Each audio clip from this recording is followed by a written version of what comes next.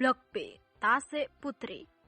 Sore itu, rumah 3 tingkat milik Tigor yang berada di kawasan Blok B, Tasik Putri, dikunjungi oleh seorang wanita parubaya bersama dengan sepasang anaknya. Menurut desas-desus yang tersebar di kalangan area perumahan kelas menengah itu, bahwa pemilik rumah itu sebelumnya yang bernama Tigor telah menjual rumah tersebut kepada janda kaya bernama Marlina. Diyakini bahwa janda kaya yang bernama Marlina ini memilih untuk pindah ke kota Tasik Putri ini karena dia memiliki beberapa perusahaan di kota ini, antara lain salon kecantikan, kafe, bahkan minimarket.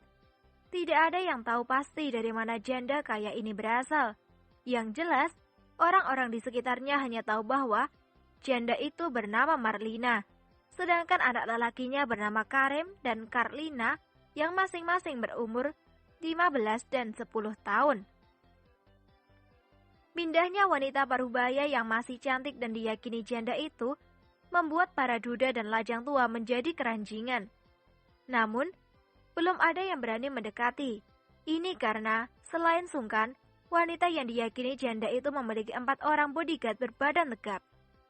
Sehari sebelum kebebasan Marvin dari penjara, Rio yang memang bertugas di kota Batu telah memberikan bocoran kepada Tigor tentang kebebasan mantan ketua dari geng kucing hitam itu. Setelah mengetahui bahwa Marvin akan bebas, maka Tigor pun segera bergerak cepat mempersiapkan segala sesuatunya untuk menyambut kebebasan musuh lamanya itu. Salah satu yang dia persiapkan adalah surat-surat kepemilikan rumah, membeli 1 unit kafe, menyewa minimarket, dan membuka salon kecantikan. Kesemuanya berada di kota Tasik Putri.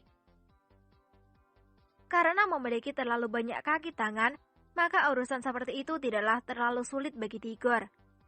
Setelah menerima laporan bahwa semua urusan di Tasik Putri beres, barulah dia menyuruh orang-orangnya untuk menemui Karman di Tanjung Karang dan menceritakan semuanya kepada sahabat lamanya itu. Karman sebenarnya memang telah dipersiapkan oleh Tigor untuk kembali mendampingi Marvin sebagai mata dan telinganya di sana, sebagaimana yang pernah dilakukan oleh Karman sekitar 20 tahun yang lalu. Dengan sedikit rekayasa yang dilakukan oleh Tigor dan orang-orangnya, seolah-olah Karman telah mengalami kecelakaan yang merenggut istri dan kedua anaknya. Itu semua bertujuan agar kelompok geng kucing hitam tidak mengetahui bahwa Karman punya keluarga yang masih hidup, karena ini akan membuat Karman tidak bebas untuk bergerak.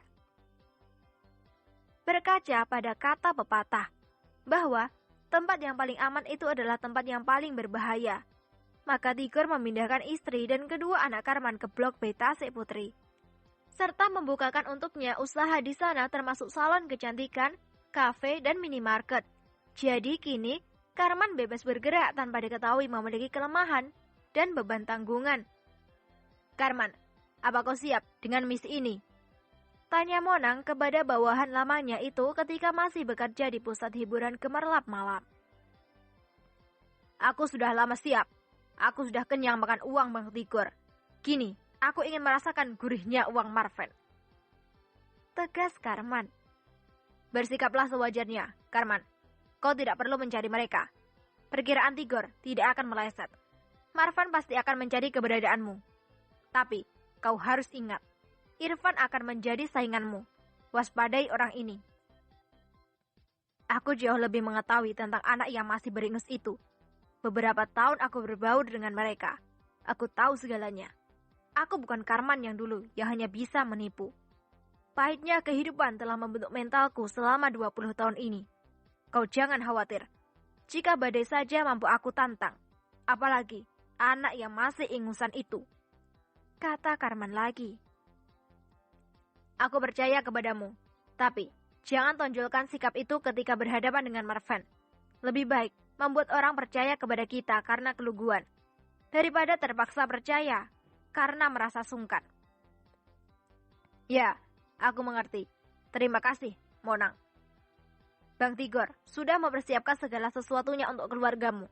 Kau tidak perlu khawatir dengan mereka. 4 orang terbaik dari 200 orang anak buahnya telah dikirim ke Tasik Putri untuk menunggui istri dan anak-anakmu. Mereka akan melindunginya. Dini hari, mereka akan diberangkatkan ke kota Tasik Putri. Mungkin akan tiba esok sore. Kau buatlah seolah-olah kau sedang berkabung. Mereka tidak tahu bahwa itu hanyalah rekayasa. Selamat kembali menjadi Carmen Pun 070, sobat. Monang menepuk pundak Carmen sebelum meninggalkan perkampungan pinggir laut itu. Untuk tidak menjadi pusat perhatian, Monang sengaja menyamar sebagai penjual kerang eceran per kilogram. Dan itu cukup berhasil, karena tidak ada yang memperdulikannya. Kini, tinggallah Carmen sendirian menatap kepergian Monang. Dia lalu memasuki rumah miliknya, lalu berjalan menuju ke kamar.